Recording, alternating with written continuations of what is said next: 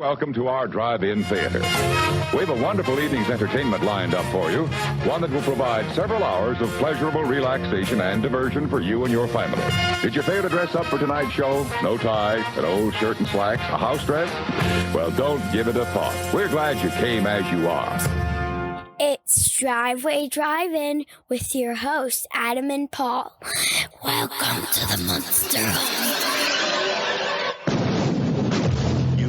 Who to call when you have ghosts. But who do you call when you have monsters? We're the Monster Squad. What's a squad? It's like Miami Vice, I think. They're young and inexperienced. Naughty virgin. They're a bit disorganized. Monsters are not real. We don't know that, sir. 2,000-year-old dead guys do not get up and walk away by themselves. But when strange things start happening in town... There's a monster in my closet. Ooh, look at that big, scary monster. What's happening? You wasted a werewolf. Silver bullet? They're the only ones ready to do battle. Something's out there that's killing people. And if it's monsters, nobody's gonna do a thing about it but us. And the creatures of the night shall rule the world. Real monsters? Us? Midnight. In the world, remember? Maybe we can be like Mass Squad instead, you know? Two mass bombs. Yeah, 1035, stick back up. Hurry up. Or Nature Squad. The book is right. Don't you see it's all true? By midnight, You guys! they won't seem so young anymore.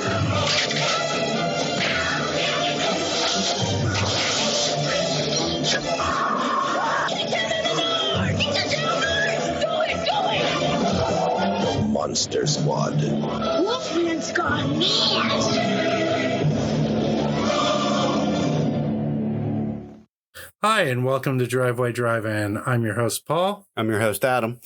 And today we're going to do a movie that's near and dear to our heart. It's the night before Halloween is when we're recording this, so good feature for this. We talked about it briefly on our Halloween special. It's The Monster Squad. Yeah, what a great time to watch this movie. If you're gonna pull this one, from your collection, it's a good time to watch it. Absolutely, absolutely. So, this movie is near and dear to my heart. I believe it came out on my birthday. It was my 9th birthday, to be exact, in 1988. And I remember going to see this in the theater. And I was really excited because it was rated PG-13. And I thought that was a big deal because I was allowed to see it and I was under 13. Oh, yeah. Woohoo. Yeah. So how old were you when you saw this? I guess would be probably About the same age. Yeah, I'm going to say 8. I mean, I was born in 79. So I was about 8 years old. Awesome. And the best thing I remember about this is just the feeling of vindication. Because as I've alluded to in several episodes, I was this really obnoxious Halloween purist. That, if you didn't dress as like a vampire, a werewolf, or Frankenstein, or the Mummy, like you clearly did not understand Halloween, and you did not deserve to be on the same streets as me. No, trick or treating. Adam was the most pretentious 9-year-old you'd ever meet when it came to monsters. Which is funny because I don't know. Now in my 40s, I don't think I'm as pretentious as I was as when I was 9 or 8 or 9. But I guess that's to be debated, huh? Yeah. But anyway, this movie really made me feel vindicated because, this is during the height of the 80s slasher horror craze, man. This is like right when you had Nightmare on Elm Street, Friday the 13th coming out every other week, it seemed. Yeah. Halloween was still in the public consciousness. Yeah, Hellraiser was coming out. As in the franchise. Yeah, and... this came out to me, out of left field, like suddenly, oh my, like in the middle of nowhere, here comes a movie with everything I've been telling my friends about for years. Yeah. And they all kind of like stuck their noses up to me. I was like, see, look, the classic monsters are cool. And it really kind of proved it to me, at least. So, I wanted to do something special for this viewing. I was 9 years old when I saw this. You were about 9 years old when you 8 saw or 9, it. yeah, whatever. Yeah. 88, so 9. So I am bringing out my 9-year-old to watch this with us. Wait a minute. Is this our first special guest? It is our first special guest. Please welcome to the Monster House herself, Miss Olivia. Hi. Okay. She does the introduction for every one of our episodes. She's how's it go, Liv? Welcome to Driveway Drive-In. This is your host, Adam and Paul. Welcome to the Monster. That's it. That was it. Good. That's it. Good job. Good job, Liv. Good job, Liv. Thanks. All right. So, Olivia, you are the age that me and Uncle A were when you saw this for the first time tonight. Mm-hmm. And so, what is your initial response to the movie? Did you like it? Did you love it? Did you think it was okay? Was it boring? Was it exciting? Was it everything you thought it would be? It was pretty good. I thought there would have been everyone would be a little bit older in the movie. Yeah. Okay, that threw you off that they were younger? Yeah. All right. I really loved it. It was a great movie. Were you scared? Some parts I got a little bit freaked out. Yeah. Yeah. Yeah. That's to be expected. Yeah. And I get a little sad, so. Oh, towards the end? Yeah. Yeah, I know. But was it kind of cool to see kids, your age on the screen fighting monsters? Mm-hmm. You have to realize there was nothing like this when we were kids before that. Yeah, I walking on a lot of horror movies when my dad's watching them or something like that. Right. Yeah. So I really like a lot of scary movies that I think are pretty much appropriate for my age. Yeah, I think you do too. I think you do too. So who's your favorite of the classic monsters? Is it Dracula, Frankenstein, Wolfman, Creature, Invisible Man?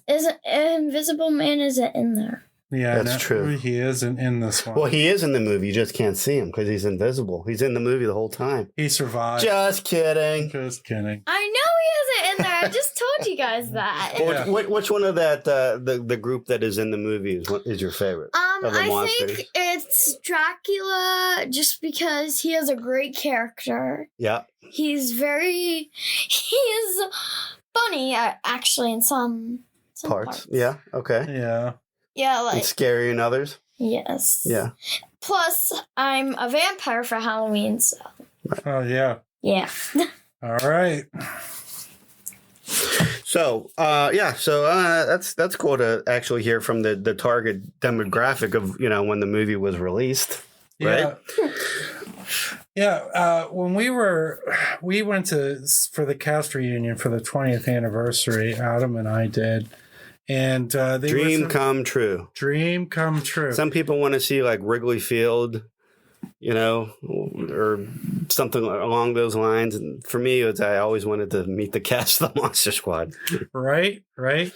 Good job. Yeah. And, but, one of the things they said was this was really like the first tween movie. Yeah. And, I can see that. And, in a lot of ways, it kind of is. And it felt that way. Let's give it probably doesn't need it, but let's give a brief synopsis just before we dive in here.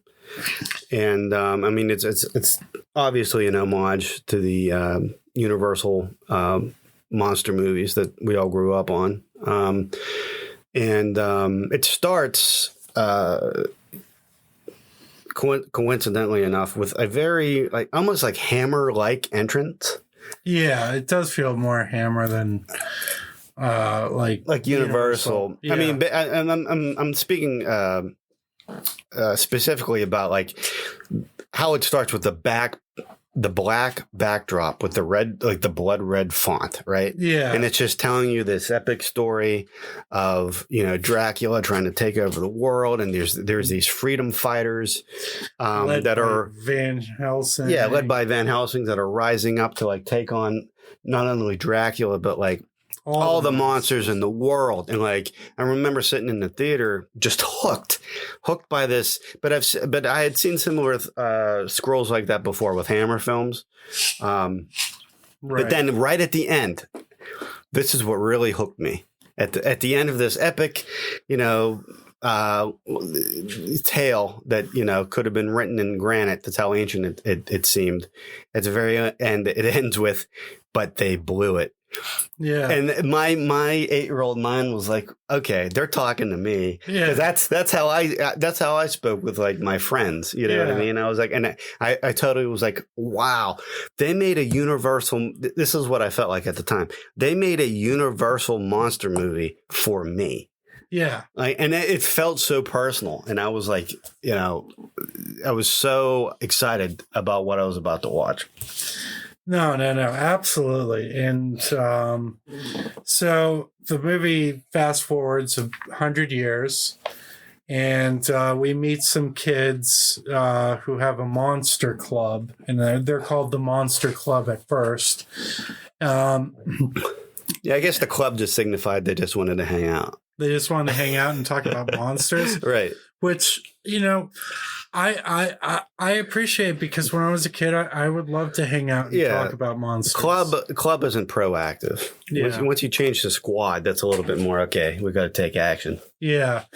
But they do change it to the Monster Squad throughout the movie. Yeah. But we meet our main characters, Horace, who's a bullied kid, and they call him Fat Kid throughout.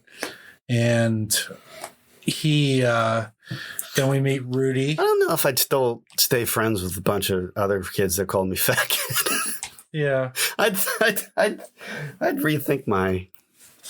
I don't know. I was a fat kid. So well, you kind of just deal with like anybody that'll let you in. I guarantee you, even if you were, I guarantee you didn't stick around long with people that called you that.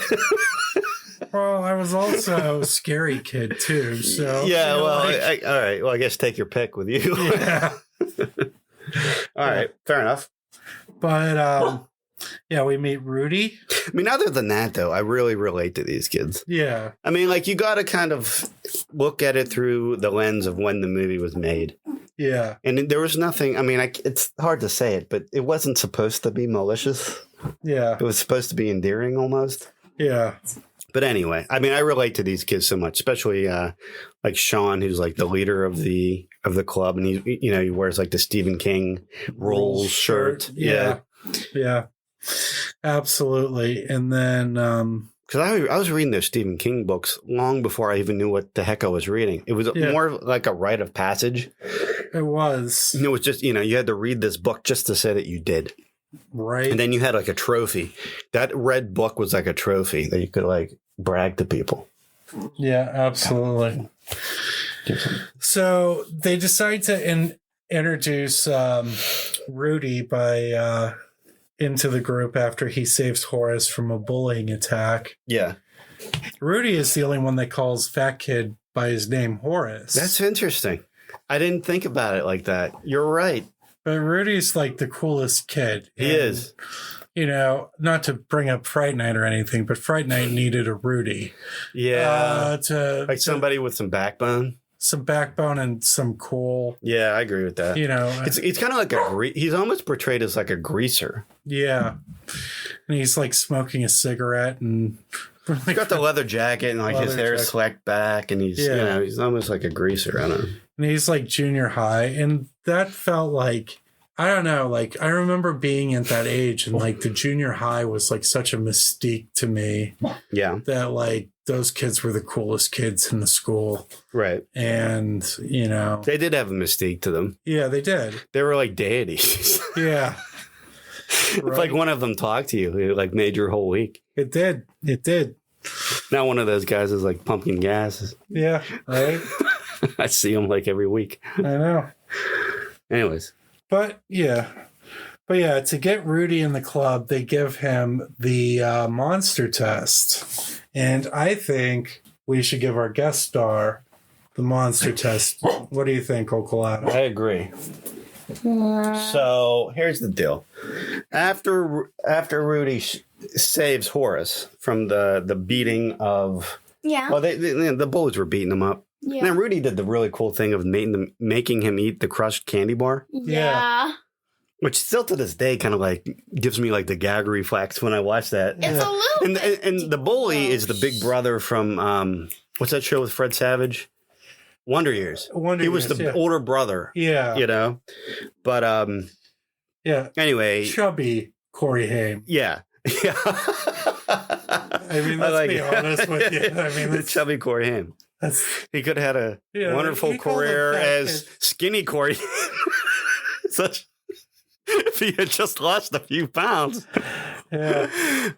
Yeah, but you know, Chubby he made Corey Haim fun of still alive. Forrest. Anyway, but so anyway, after Rudy rescues Horace, he's brought up to the Monster Squad HQ. treehouse, which is like the most fabulous treehouse ever put on film. It's almost like if they dropped a pirate ship from the sky and it just like landed perfectly among some trees. It looks so freaking awesome.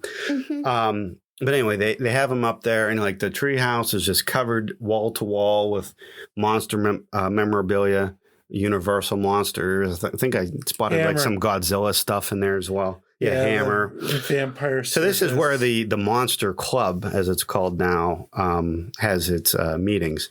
So they're Rudy's in there, and even though he saved Horace's life, I guess they got to give him the monster test. If he doesn't pass the monster test, he can't be in the Monster Club. Mm-hmm. So now, Liv, I need to give you the monster test. All right. No. And if you pass it, you can be in the Driveway Drive-In Club. All right. And It's not even a if you thing. fail it, It you're- is a thing. If you fail it, you're in it anyway. So there's no No pressure. There's the no monster pressure. house. All right, yeah. So, question number 1. This is from the movie. Let's go. What are 2 ways that you can kill a vampire? One is a cross and 2 is sunlight. I will accept that both of those answers. That is correct. Okay. Number 2. Is Frankenstein the name of the monster or the name of the scientist who created him? Scientist. Correct. I already knew it. All right. Last question. What are the 2 ways that you can kill a werewolf? Silver and silver bullets. Silver and silver bullets? Mm-hmm. So how would the first one work? Like a block of silver to smack him in the face? Silver sword. Yeah. So anything silver? Yeah. Okay, you actually answered that question better than Rudy did. Yeah. Because Rudy says silver bullets are the only way. And it's actually right. That's actually the correct answer. It's not it's a trick question. It's 'Cause basically just silver. there's only one way to kill a werewolf, and that's silver bullets. But congratulations, Liv. You're in Driveway Drive-In Club. Woohoo. We'll turn into a squad when we have to go out later. And, Oh my gosh. Don't finish that sentence. All right. I All won't. right. Thanks, Liv. Thank you, Liv. Welcome. You're You're a the great best. guest. Will you stay? Will you hang out? Will you be on standby in case we have any questions for you? Yeah. All right, cool. Cool. Thank you. Thanks. Welcome. Come on, Peachy. You did a good job. You did. Thanks. All right. So, yeah. First of all, that was fun. That was a lot of fun. That was the first monster test I've ever given anybody. Yeah. she passed with flying colors. You should She be did. proud. I am. That's an A+ for you, Dad. Yeah, it is. All right. So, I guess we've managed to get to into the clubhouse here. And Rudy does, I guess, pass the monster test. Does he not? He does. And I guess now is, when the beginning of the movie is basically just setting up the introduction of all the monsters, pretty much. It is. You have Frankenstein's monster flying in on some World War II jet for some reason. Yeah.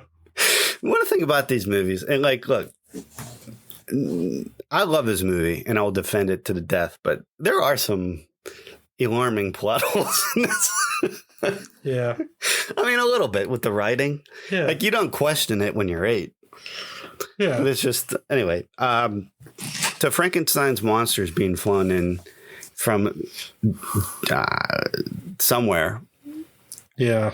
And at the same time that this is occurring, a mummy has escaped from the local museum. Yeah, there's a guy at the jail who's claiming to be a werewolf. Now, that guy, and I did some research on that guy because I knew he looked familiar, and this is so funny to me. All right, that guy's name is Jonathan Gries, Gries, okay? Yeah. Now, he was in a plethora of interesting roles. Now, first of all, this is not the first time he's played a werewolf. He was the werewolf henchman in Fright Night Part 2. And I haven't watched that in years, so I had no idea. Yeah, good. I remember him. He was actually the guy. Did you ever see Real Genius with Val Kilmer? Yeah. It's probably been a while since. But anyway, he was the guy.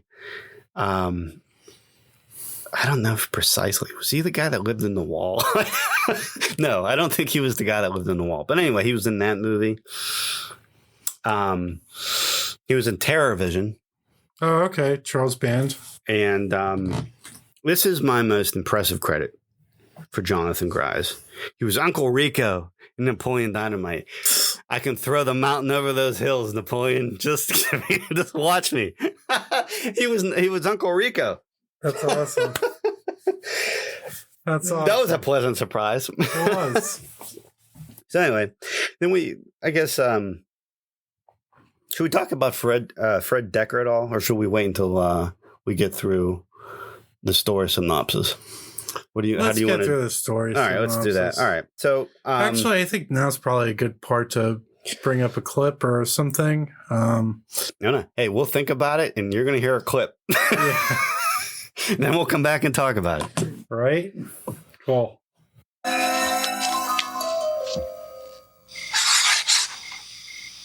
Okay, Raw here. What's the deal? Yeah, what the hell's Monster Squad? It's us. We're the Monster Squad. Since when? Since now. What's a squad? It's like Miami Vice, I think. Look, I think there's monsters, like real ones. I heard my dad talking on the telephone to a guy down at the police station. There was a guy screaming he was a werewolf, and they shot him. Then the body disappeared from the coroner van. The coroner guy was dead. So what? He got shot and a werewolf took his body? No, you peenhead, he was a werewolf. Maybe. But if they shot him... It must have been regular bullets, not silver ones. Look, I know this will sound pretty stupid, but a mummy disappeared from the museum tonight. Mummy came in my house. And you guys, Dracula might be here too. Oh man, fat kid farted. Oh, come on. Can't you hold it? God damn it, would you shut up? Did you hear a word I said? The guys are dead. Get a clue? Something's out there and it's killing people. And if it's monsters, nobody's gonna do a thing about it but us. So what do we do? I think this book might be important. Look, it's Van Helsing's diary. My mom said they found it in an old house on Shadowbrook Road. But I can't read it. It's all in German. My sister takes German in high school. Sister doesn't speak German. All she does is hang around and let guys touch her tits. Sister wouldn't happen to live next door, would she? Yeah, so what? That girl's your sister? So what do you say? Are we Monster Squad? Or what?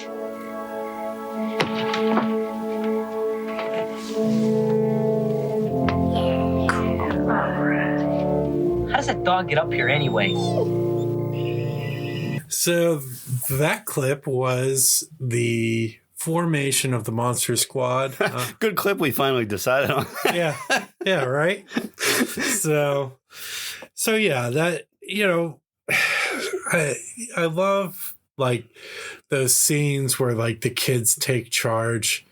It's the best. You only find those in the 80s, right? They don't make movies like that anymore or scenes like that anymore. Yeah, like, I mean, like, you know, sometimes I like to listen to like the speech from the Goonies, where it's like it's their time up there. It's our time down here.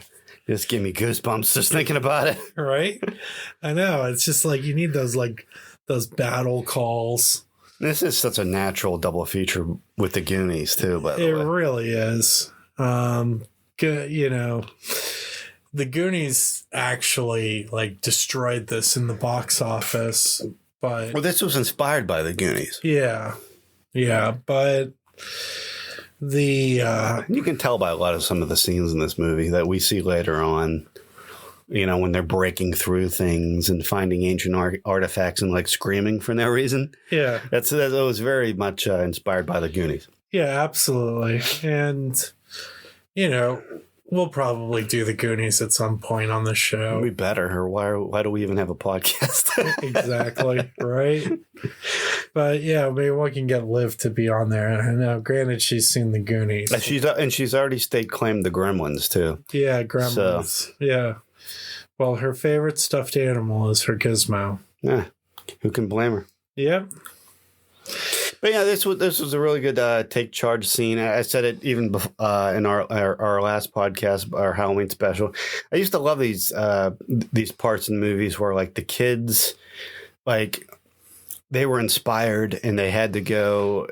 They were on a mission that they knew adults couldn't help them with. Like they just know, and it's like there's no real segue into this. Like it's not like they ask the parents. There isn't like a scene where they ask the parents and the parents not believe them. It just goes directly into this. But like, you know, they're right.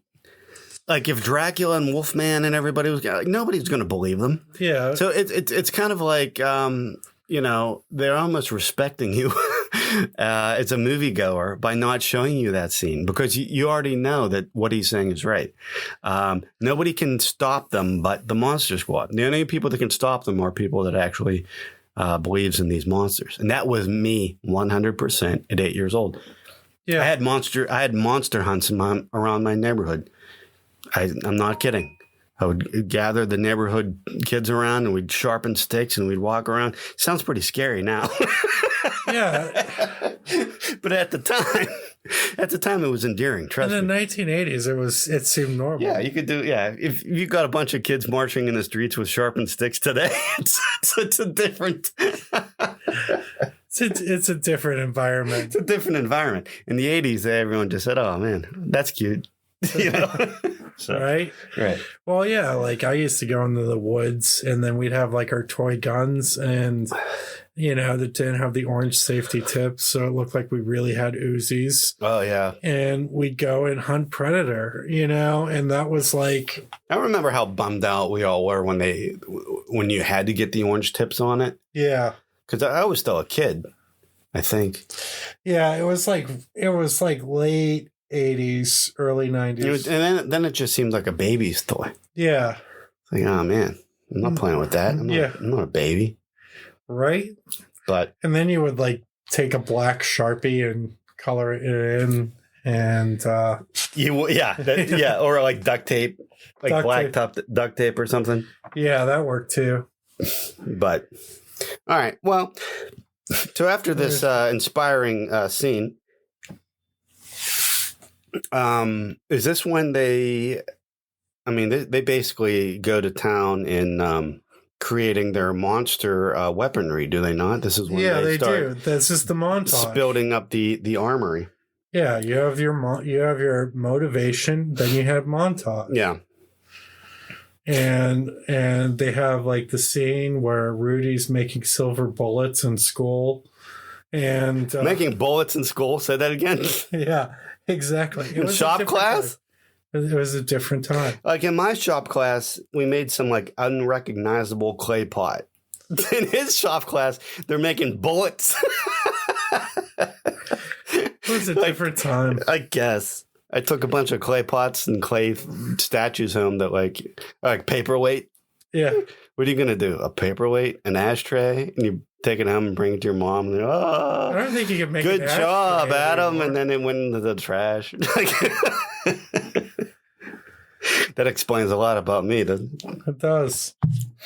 But yeah. And then like part of the group that doesn't. So who's in the monster? All right, the entire monster squad is Rudy, Horace, who's really the only person that can do anything against the monsters, as it turns out. No, Horace. Oh, except Horace holds his own. Horace does hold his own. Yeah. And there's Sean, the leader. Yeah. Who's his friend? Eugene. No, his friend who's like in with him in the principal's office. Oh shoot, I can't think of. Yeah, I think of his name. He's like, he was supposed to be the funny one, but he's like the least recognizable member of the group. Yeah, because Eugene's like the little kid. Well, Eugene, I don't know, man. Is Eugene okay? There seems to be something off about Eugene. Yeah. He seems a little, I don't know. Is he all right? I don't know. Yeah, I don't know either. He just seems, I don't know. He seems a little quiet, little perturbed. Well, he's like like something's been happening behind the scenes there. I know, but you know what? During the montage, he writes a letter to the military. That would have been, yeah. As it turns out, that would have been an effective solution. Yeah. Because they show up at the end of this movie. And I was just saying to Paul, like, how endearing. Like, a kid writes a letter to the army and the army shows up. Yeah. I mean, how awesome is that? Yeah, and it's not terrifying at all to anybody. And they just walk right up to him and they're like, Eugene, where's the monsters? Yeah. But anyway, I guess we're getting ahead of ourselves. So all the monsters are finally collected. Frankenstein is dropped from the World War II bomber, and Right. Dracula flies down in bat form to collect him. The Wolfman's in town. The mummy's already there. It's and a lot of this kind of reminded me of Godzilla King of the Monsters. Yeah. Where, I was a big fan of that movie. It's like my favorite Godzilla movie. But like it was cool because it basically the gist of that movie was there's an alpha monster. And once the alpha monster is stirred, like all the other monsters kind of rise up to like do his bidding. And Dracula is by far the alpha monster. Like he is the chief in charge. Oh, absolutely. And just his presence, the mummy walks out of the museum just because he senses Dracula is in town, basically. And let's just pause for a second. Duncan Rare, I think. Yeah, is his Rhaegar or Rhaegar, something. Yeah. Is his name. He deserves special recognition. He does. He gives probably one of the most terrifying, horror-ridden Dracula performances of anybody, maybe outside of Lee. I mean, he's just downright snapping people's necks like nothing, throwing dynamite into kids' clubhouses. Yeah, dynamite is like his weapon of choice. Yeah. Which like threw me off. It's just like Dracula meets the Joker, I guess, Yeah.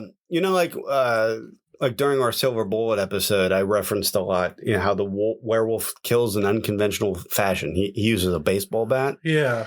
Here, a vampire uses dynamite. It's like, Yeah. Like, where did that come from? But, I guess a lot of that stems from, it is a PG-13 movie. Yeah. You can't just show Dracula, like, ripping people's throats out. You know what I mean? Well, yeah. So... And Dynamite, you can get away with not showing the violence. I'm sure that had a lot to do with it. I'm sure it did, too. But at the same time, he's like... he's a great Dracula.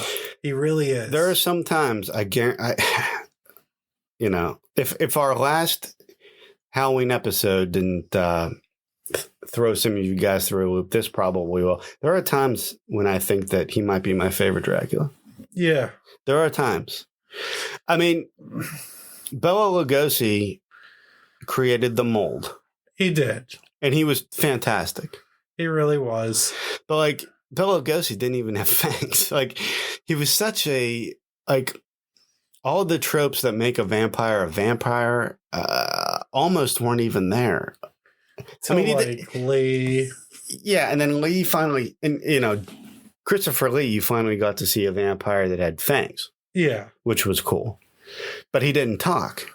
Because Christopher Lee hated the lines. He had too much pride to recite, lines that he wasn't comfortable with. And so a lot of times in that movie, he's mute. He's almost a mute. Yeah. He shows up. He makes like a growl noise. He does talk a lot. He's basically just a monster in a lot of horror those. of Dracula, he talks a lot. But that's like the only one. Except for like maybe the AD, like Dracula AD. 72. Yeah. But anyway, the only reason I bring up that is because, here's one of the first Draculas, except, this is the first Dracula that we had, besides Bella, that had actual lines, actual scenery to chew. Yeah. When he's portraying the character of Dracula. Like, he actually had a character. And, it just was what you would figure a Dracula character would be, maniacal, evil genius. But, like, he really sold it. He really did. He went over the top in a few scenes. Yeah. But his performance really sells it. I mean, I'm going to say he is the soul of this movie. No, absolutely. It's not even the kids. It's Dracula. If you don't believe in Dracula, if you don't think Dracula is Dracula, if you don't think he's a... Well, I don't believe in Dracula. Well, in the movie, suspend your disbelief for me for a moment. Okay. So let's pretend that there is a Dracula. If Dracula wasn't a threat, the entire movie would crumble. But he's like a really threatening, great Dracula. No, he absolutely is. Just a fantastic performance all around. And I just, between him and Tom Noonan's Frankenstein, which is really, a fun performance for him. And, Frankenstein's monster becomes the hero. Yeah. And I just, he's just so lovable. And, Yeah, I had a few points I jotted down here about Hammer Dracula. I might as well get them out of the way here since we're talking about that, since we're making some sort of but like the Hammer films, like I've kind of alluded to in other episodes, almost make Dracula seem like it's almost a burden to be a vampire. Yeah, there's like too many weaknesses. There's too many weaknesses. Like, apparently, in one of the movies, I was trying to pinpoint which one it was, but it's the one where he dies in like running water. That's Prince of Darkness. Is that okay? And like, apparently, Dracula cannot cross running water in high tide. Yeah. What? Who decided that? You mean, you can't like shower in high tide? Yeah. Does he just lick himself like a cat? Like, what's he do?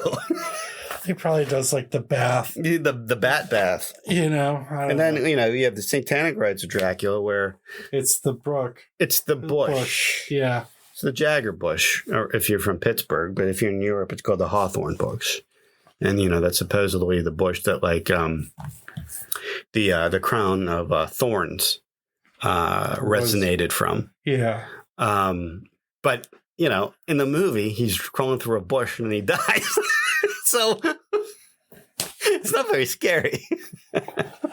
You're just like, oh man. So you fast forward to the 80s. Anytime that like you could be dispatched by shrubbery, the threat level. I guess I understand. Like with the Hammer films, and this is a Monster Squad review, so you'll have to bear with me here. But the Hammer films, I understand. There's only so many movies where you can kill them by sunlight or stabbing them through the heart with a stake. Yeah. So they were trying to get creative. They were trying to, come up with a creative ending. But like some of it was just like, dude, you should have thought a little bit. You should have maybe given it another weekend and wrote about it the next Monday. Like your final draft wasn't final. Wasn't final. But I mean, I love those movies. What a Jagger bush is what you come up with. I mean, that's usually when a screenwriter gets replaced. Yeah, I mean, I just think like, there's like other ways that you can make it like more interesting. Yeah, case in point, when in the very first movie, when Peter Cushing crosses two candlesticks to make a cross. Yeah. I remember seeing that for the first time being, dude, that is BA. Yeah. I never thought of that. Yeah. And he just made a cross. And it worked. Yeah. Anyway, we should probably get away from the hammers, but I just wanted to like kind of, I don't know, stress some points there. So Dracula's main goal in this film is to collect this amulet. And this is the amulet that Van Helsing was trying to get in the opening scene. Yeah, it's to like destroy the sun or usher in an era of darkness. Yeah. Very legend-esque. Like if you ever seen Ridley Scott's Legend, yeah. Where they can't, basically they're trying to make it that there isn't another day. It's just like eternal darkness. And I guess that's what they were trying to do with the amulet, right? Yeah, it's supposed to be like some era of darkness. Yeah, all right. Whatever. But, they have to do this ritual, but it's the same amulet that can open up a portal to Limbo to trap the monsters in there. Why do you think they chose Limbo instead of like Hell? You think just because it's a PG-13 movie and they didn't want to like freak kids out? Like kids didn't want to like, parents didn't want to like be answering that question on the way home from the theater. It's like, well, yeah, because Frankenstein goes there and Van Helsing is there. Like, why does Van Helsing deserve to go there? Just because he couldn't say the words right? He got sucked into the hole. Yeah, but like, I don't know. Couldn't he just be like, yeah, I made a mistake? Yeah. I was trying to help you out. I don't know. Is there somebody to talk to there? Isn't there like a diplomat or something in Limbo? He could have got out. Yeah. Anyway, all right. Yeah, but whatever. So then, all right, let's talk about Scary German Guy for a second. Scary German Guy, yeah. He's probably one of the more memorable parts of this movie, don't you think? Yeah. He's a guy in the neighborhood. He's German. Kids are scared of him. And it turns out that he can translate Van Helsing's diary. So... Because Van Helsing was German. And kept his diary in German. Even though he spoke English in the opening scene. Yeah. And looked oddly like Christopher Lloyd. Yeah. But it's not Christopher Lloyd. Yeah. But it looks like him. So he spoke in English and wrote in German, which is fine. But I thought it was a really cool transition. It's kind of out of nowhere. Like they had to throw, this old guy's helping these kids out. These kids that have been scared of him, like basically their entire life. Yeah. And it turns out that obviously, it's the don't judge the book by the cover lesson. Yeah. And he was basically just a lonely old man, and he just, wanted company. But then there's that very sentimental scene where, they're leaving his house after he had helped translate the diary, and they tell him, "Oh, hey, you're a really cool old guy. You sure know a lot about monsters. And he kind of like very melancholy-ish says, "Yeah, I guess I do." And he closes the door, and you see the Auschwitz tattoo on his arm. Yeah. Or the concentration camp tattoo on his arm. And I thought that was pretty, that was abrupt in this movie, but I thought, I don't know. I don't think it was handled poorly. I don't either. And didn't feel tacked on. It didn't. And I kind of understood why he's a little bit more, he's seen worse monsters than these, I guess. Yeah. Is the gist. Yeah, but it was, it was a good scene. Yeah. And, I explained, like my daughter asked, what's the tattoo? And then I had to explain it to her. And that was, kind of. Didn't expect to have that conversation tonight, did you? No, I didn't. No. Yeah. As good as time as any, I guess, right? Yeah. I think I handled it well. No, you did. You did a good job. And then, all right. So Dracula's held up in this like southern plantation-looking house. Yeah. Or like a mansion, at least. Yeah. It's like all overgrown. And somehow, some way, this amulet has showed up in this house. Well, it was the mother's side of the family. It was her father's home, and her father was a descendant of Van Helsing. See, I heard you saying that tonight, and that was the first time I had ever come across the notion that Sean and Van Helsing were related. Is that what you're indicating? Yes. All right.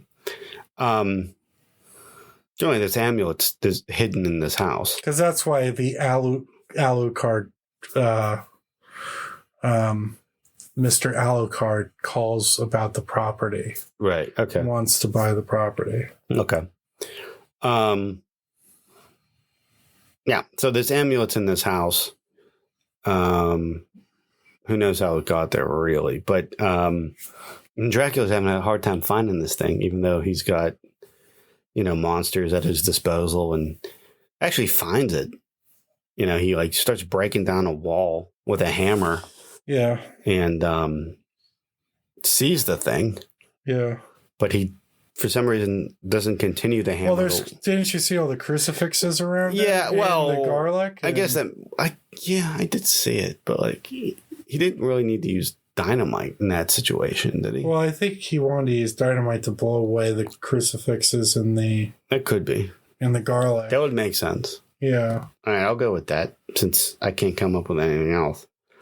So like the kids come with Frankenstein, who's now on their side, because Dracula had sent Frankenstein to go kill the kids. But of course, have you ever seen a Frankenstein movie where Frankenstein was actually evil? Like actually bad? Except Monster for Hell.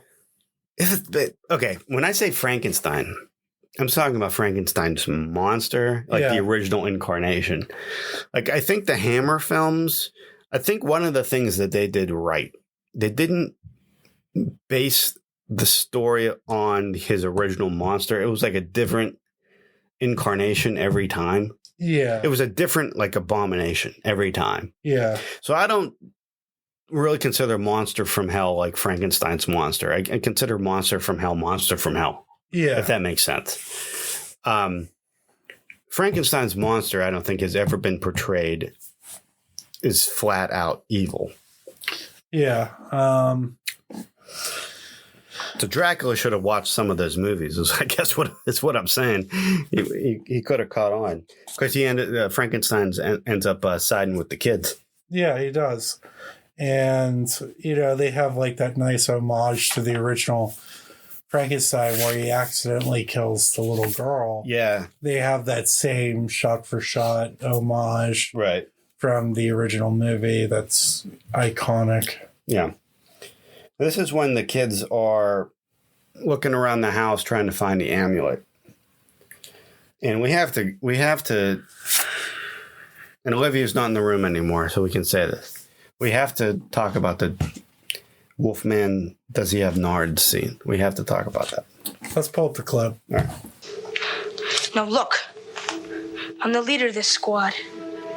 So listen up. You said Dracula knows we're here.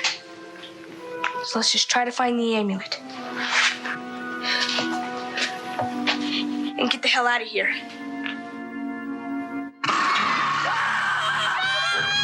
Kick him in the nose! Kick him in the nose! He doesn't have nards! Do it! Wolfman's got nards! All right. So that's clearly the most famous line of the movie. It really is. I mean, if you were 8-year-old me, you probably quoted that all summer. I mean, not that you are 8-year-old me, but you know what I'm trying to say. If you were, if you saw that in 88 when it came out, yeah, you're probably quoting it with your friends. I do want to break down that line just a tad. I'm not going to get super into it, especially considering the special guest, who's not in the room right now, I should mention. Yeah. But some of her friends might listen to this. So I'm not going to get super graphic. But why wouldn't Wolfman have nards? Like, why wouldn't he? I think that, like, the whole point was just, like, why don't they kick him there in, like, the actual movies? It really said, but they were even having a conversation in the beginning about whether he had nards or not. Yeah. And Sean had to defend his position. Like he wears clothes, he drives a car, blah, blah. And they were just like, no, he definitely doesn't. Job. But so they don't think he has nards. And I'll get off this topic as soon as I can. But a man clearly does, which is what a werewolf is in the daytime. And at nighttime, he turns into like a canine monster.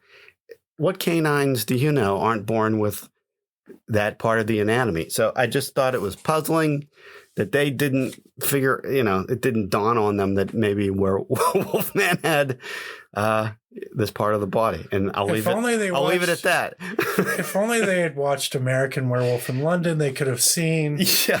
They would have known the answer. I don't want to when I was a kid, there were dogs in my street. We would point and laugh because they were waddling down the road with these things. So it happened. Okay. Yeah. Whatever. I apologize to the parents, and we'll move on to the next situation. So let's talk about that. It's an even easier thing to talk about. Yeah. Go into it. It's the final scene in the town square. Yeah. So they all regroup after escaping the monster attack, and they have to perform the ritual. They get the older sister of the funny kid, who we still haven't determined what his name was. Olivia's still not in the room. She's still not in the room. And she says that she's a virgin. Turns out she's not. So they have to have Phoebe actually perform the ritual, which is the little 8-year-old girl. And again, I don't want to harp on this subject too long. However, something that dawned on me recently is that it never specified that a female virgin. And I'm just like, the Monster Squad, like, come on, they're all, yeah, they're all the V word. They can recite these lines. Why does it have to be a girl? I mean, like, maybe that is specifical. Well, or maybe that is supposed to be specified, but it's never actually said. Well, it's mentioned in the original, like the original situation had to be a woman. Was a female. So yeah. I don't know if that had something to do with it, but like, I don't know. There's no whatever. Right. And I guess maybe kind of like now how we're tripping over our words to talk about it. Maybe they were like, okay, kids are going to be watching this. How we don't really want to like delve into the topic too much. Let's just throw it out there. That's the role, and we'll just roll with it. Yeah, and that's just what that's just what it is. And that's probably it. All right. In the town square, probably one of the most greatest moments is when Horace gets his redemption. Yeah, so the bullies are running away from Creature, and they won't let him into the pizza shop to say, or Subway. Creature has a great design here, by the way. Yeah, it is a really good. It's like a piranha-esque version of it. It is definitely not the Creature from the Black Lagoon, for copyright reasons, probably, but it's close enough to have a gill man, and you know what they're going for. But yeah, he's actually pretty scary. It's a really good costume, and yeah, very menacing. Yeah. This is really where Rudy shows his stuff. I mean, he is the man. He's the Terminator of the group. I mean, he takes out all three of Dracula's brides. He does. He takes out the Wolfman. And I think we should mention that the Wolfman facial construction, like the special effects for the face, was actually based upon what Stan Winston actually looked like. It was supposed to be an homage to him. Yes. So like the werewolf is kind of unusual looking. Like the eyes are kind of far apart, and it's not really your standard Wolfman, but like it's based on Stan Winston. So they were trying to, like, I don't know, make it recognizable as Stan Winston, but also a werewolf. Yeah. I just think that's kind of an interesting tidbit. No. It definitely is. And I think, the creature designs in this are all really, really good. And without the having mummy design is fantastic. Yeah. I was going to say, without having like the approval of Universal Monsters, and that's why they had to make some of these changes so, abrupt, was because they weren't licensed. Yeah. They had to like make them as close as recognizable as possible, but they couldn't take the exact likenesses of the Universal Monsters. Right. And, I think the movie could have done more for Universal too, and especially the classic monster. I don't know line. why they didn't jump on board with Why they didn't get on board with this is beyond me, but it was I think that was something that ended up hurting the Monster Squad. Yeah. To, I think it could have benefited from a bigger studio involvement. Yeah. With their stamp of approval. Yeah. With their licenses. It really would have made a lot. Yeah. Absolutely. And,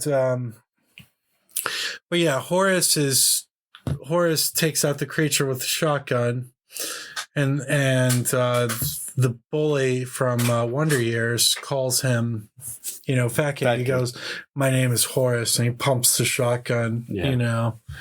And again, it wasn't terrifying like it was, now. Adrenaline inducing. Yeah. But yeah, that takes us to the end of the movie. It was, it's a quality film. It's directed by Fred Decker, who also did. Just so we can close it out here, the amulet ends up opening up. Phoebe is able to do what the first girl in the very beginning couldn't, which is to recite the Germanic, phrases. Yeah. And the portal opens, which is interesting because reciting the correct phrase has the exact reaction as not reciting the correct phrase, which is the portal opens and everybody gets sucked through. Yeah. So it doesn't matter, I guess, at the end of the day, if you get the words right or not. It's the same result happened. Yeah. Because it didn't seem like the portal to limbo was any different than the first one. Yeah. If you had something good to hold on to, you were good. If you didn't, in the limbo, and even that didn't seem that bad. Yeah. Van Helsing. Like everyone gets sucked in. Frankenstein gets sucked in. Didn't want to say like Phoebe and Frankenstein during this movie. It was, you could tell they were going for like a Gertie E.T. kind of like a relationship, especially with her teaching him how to talk. And dressing him up. And stuff like that. So it was also a very heartbreaking moment when Frankenstein's monster got sucked into the abyss, and your daughter, definitely she thought that was sad. She did. That was the sad moment she was alluding to in the beginning. Yeah. And that's when the army shows up, because good old Eugene sent him the letter. Yeah. Dear army men, monsters are here. So please help. If you need any help from the army, just send them a letter. They'll show up in like 2 days. Yeah. With no funding. No. Just write them a letter. They'll come. Yeah. But I don't know, man. Classic movie. I've been waiting to talk about this one forever. Doing it the night before Halloween is, good a time as any to talk about it. And I enjoyed it just like I always did. I thought having Olivia watch it with us was really special, and glad we got to do this tonight. Yeah, it was. It was a lot of fun. Just want to talk about Fred Decker's other movies. We'll be doing Night of the Creeps eventually. That's one of my absolute favorites. He only directed 2 other movies besides this: Night of the Creeps and RoboCop 3. Yeah. Although he did the entire storyboards for House and House 2. Yeah. He only directed 3 movies. Yeah. Shane Black, who went on to write Lethal Weapon. Yeah. And a bunch of other movies. Kiss Kiss Bang Bang, Nice Guys. So you can see like a lot of the comedic flair kind of probably came from him. A lot of the more horror aspects probably came from Decker. But it seemed like a good working relationship. Oh, yeah, absolutely. Yeah, absolutely. But yeah, that's, that's a wrap, I guess. One of the easiest movies that we've ever had to talk about. Yeah, yeah. And this is one of the ones I didn't even have to watch. Just want to give a special thanks to Olivia for agreeing to be with us. Yep. Come take your bow, Liv. Bye. Thanks for being on the show. You were great. You were. And really happy to have you. Next time we do something that's age appropriate for you, we'd love to get you back. I think she said she wanted to do Gremlins. Gremlins, yeah. And maybe another request for the next Friday. Maybe we could do Night of the Living Dead. Wow. You have a Living Dead shirt on right now, don't you? Uh-huh. Yeah. Yeah, you're cool. You're super cool. Right? Okay. So that's our show for tonight. And Adam, thanks for being here. Thanks for listening to us. And here's to swimming with bow-legged women. To a new world of gods and monsters. Monster House. See you next time. All right. Bye. And now, folks, it's time to say goodnight. We sincerely appreciate your patronage and hope we've succeeded in bringing you an enjoyable evening of entertainment. Please drive home carefully and come back again soon. Good night.